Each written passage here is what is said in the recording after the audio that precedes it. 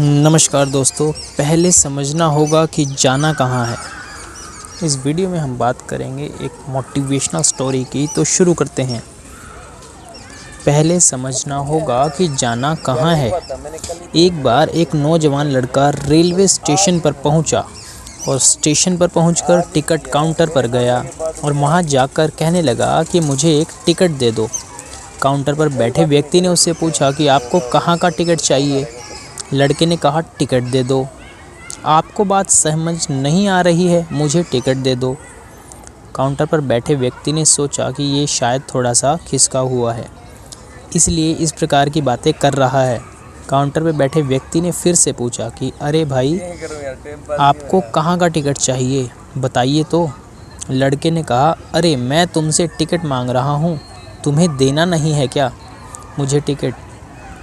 अब काउंटर पर बैठे व्यक्ति को थोड़ा गुस्सा आ गया और उसने उस व्यक्ति को भगा दिया और कहा, पीछे बहुत सारे लोग खड़े हुए हैं, तुम यहाँ से चले जाओ वरना मैं पुलिस को बुला लूँगा।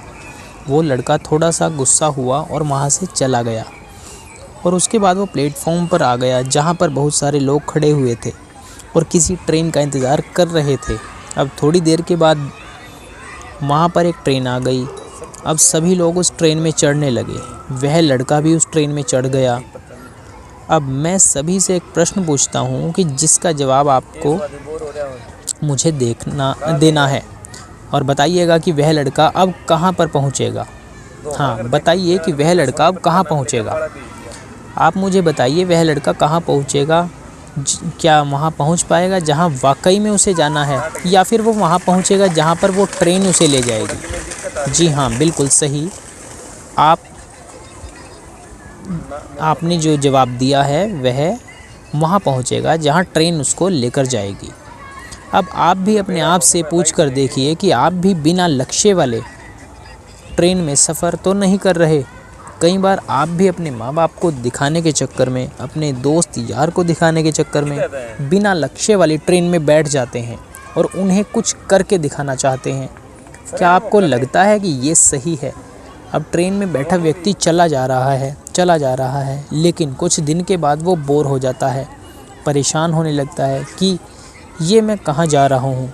और फिर थोड़े दिन के बाद उसे एक स्टेशन दिखता है और बहुत सारे लोग वहाँ उतर जाते हैं और फिर वो भी वहाँ उतर जाता है। लेकिन स्टेशन पर उतरने के बाद उसे ये समझ आता है कि मुझे यहाँ आना ही नहीं था, मुझे तो कहीं और जाना था। अब फिर से आप अपने आप से पूछिएगा कि कई बार आप किसी रास्ते पर निकलते हैं, बिना लक्ष्य निकल लेते हैं और कुछ दिनों के बाद आपको यह महसूस होता है कि आपको यह बनना ही नहीं था, आपको तो यह करना ही नहीं था, आप तो किसी और चीज़ के लिए परफेक्ट हैं और आपको तो वो करना था। आप सिर्फ लोगों के दिखाने के चक्कर में किसी चीज़ को बनने की कोशिश करते हैं, जबकि असल में वो आप होते ही नहीं। एक बिना लक्ष्य की यात्रा करने पर आपका पूरा जीवन खराब हो सकता है और वहीं एक महत्वपूर्ण चीज़ खराब होती है जो कभी वापस नहीं आ सकती, और वो है आपका कीमती समय। इसलिए सबसे पहले आप सही जगह का चुनाव करें कि आपको जाना कहाँ है। उसके बाद स्टेशन पर जाकर अपनी सही ट्रेन ढूंढें, क्योंकि वहाँ पर बहुत सारी ट्रेनें होंगी, बहुत सारे लोग अलग अलग ट्रेन में चढ़ रहे होंगे, लेकिन आपको ट्रेन में चढ़ना है, उस ट्रेन में चढ़ना है जो आपको अपने सही लक्ष्य पर पहुंचाएगी। यदि आप किसी को दिखाने के लिए कोई काम भी कर रहे हो तो आप उसे आज ही छोड़ दीजिए और अपने एक सही लक्ष्य का चुनाव कीजिए जो आपको एक सही रास्ते, सही यात्रा पर पहुंचाएगी। कई लोग अपने जीवन में बिना लक्ष्य के घूमते रहते हैं, भटकते रहते हैं, परेशान होते रहते हैं और जीवन के अंत में कहते हैं कि मैंने अपने जीवन में कुछ नहीं पाया। क्या आप भी उनमें से एक बनना चाहते हैं, या फिर एक सही लक्ष्य का चुनाव करके अपने जीवन को खुशी प्रसन्नता से जीना चाहते हैं? फैसला आपका है।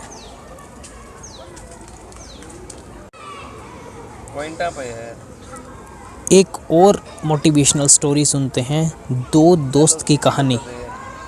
एक शहर में दो दोस्त रहते थे। एक दिन वो दोनों दोस्त समुद्र के किनारे शंख इकट्ठा करने के लिए गए ताकि उन शंखों को बेचकर वो अपने लिए कुछ पूंजी जमा कर पाएं। दोनों दोस्त शंख इकट्ठा ही कर रहे थे, तभी पहले वाले दोस्त को एक बड़ा शंख दिख गया।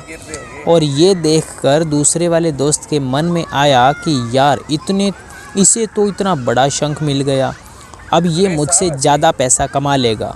तो फिर उसने सोचा कि अब मैं भी इससे बड़ा शंख ही ढूंढूंगा ताकि मैं भी ज़्यादा पैसा कमा पाऊँ। तो अब वह लग गया बड़े शंख की तलाश में।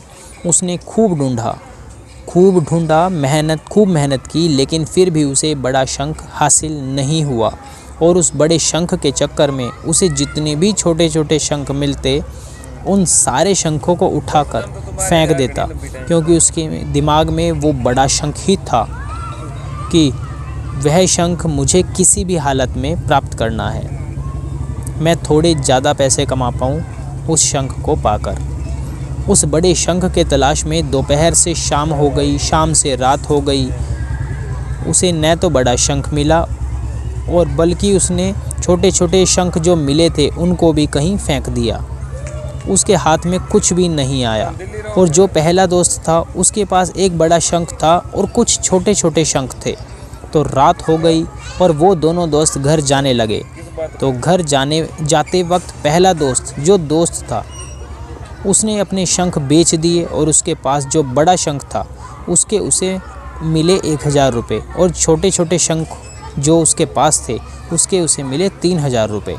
और ये जानकर उस दूसरे वाले दोस्त को बहुत दुख हुआ कि काश वह उन छोटे छोटे शंखों को फेंकता नहीं तो अभी मेरे पास इससे भी ज़्यादा कमाई होती। उसके दोस्तों ने उसे बताया कि जो छोटे छोटे शंख तूने फेंक दिए थे उन्हीं को मैंने अपने पास कलेक्ट कर लिया था और उन्हीं की वजह से मुझे 3000 रुपये मिले हैं। और ये जानकर दूसरा दोस्त और भी ज़्यादा निराश हो जाता है। इस कहानी को बताने का मेरा मकसद बिल्कुल साफ है कि हम बहुत कुछ बड़ी बड़ी चीज़ें करने के चक्कर में कई बार छोटे छोटे मौके हाथ से गंवा देते हैं। हम डे टू डे लाइफ में कई सारी छोटी छोटी चीज़ों को इग्नोर कर देते हैं, लेकिन ये बात आपको जान लेनी चाहिए कि ये छोटी छोटी चीज़ें आगे जाकर बहुत विशाल रूप धारण कर लेती हैं। हर छोटी चीज़ पर ध्यान लगाओ, उसे इग्नोर मत करो, आगे जाकर आपको उसकी अहमियत पता चलेगी। मैं ये भी नहीं कह रहा हूँ कि आप छोटा सोचो और छोटा ही करो। मेरे कहने का मतलब ये है कि आप सोचो बड़ा, लेकिन उसके लिए आप हर वो छोटा काम करो जिससे कि आपका लक्ष्य आपको हासिल हो। दोनों दोस्तों का लक्ष्य एक ही था, वो था पैसा कमाना। लेकिन पहले वाले दोस्त ने ही बड़े पर भी फोकस किया और छोटे छोटे चीज़ों पर भी फोकस किया, और दूसरा दोस्त सिर्फ बड़े पर ही फोकस करता रहा और छोटी चीज़ों को इग्नोर करता रहा, और वह अपने लक्ष्य को नहीं पा सका, उसे 1 भी रुपया नहीं मिला। तो अंत में सिर्फ इतना ही मैं कहना चाहूँगा कि छोटे छोटे बदलाव ही बड़ी कामयाबी का हिस्सा होते हैं।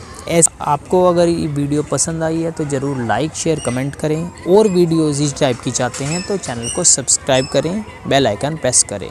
Thank you very much.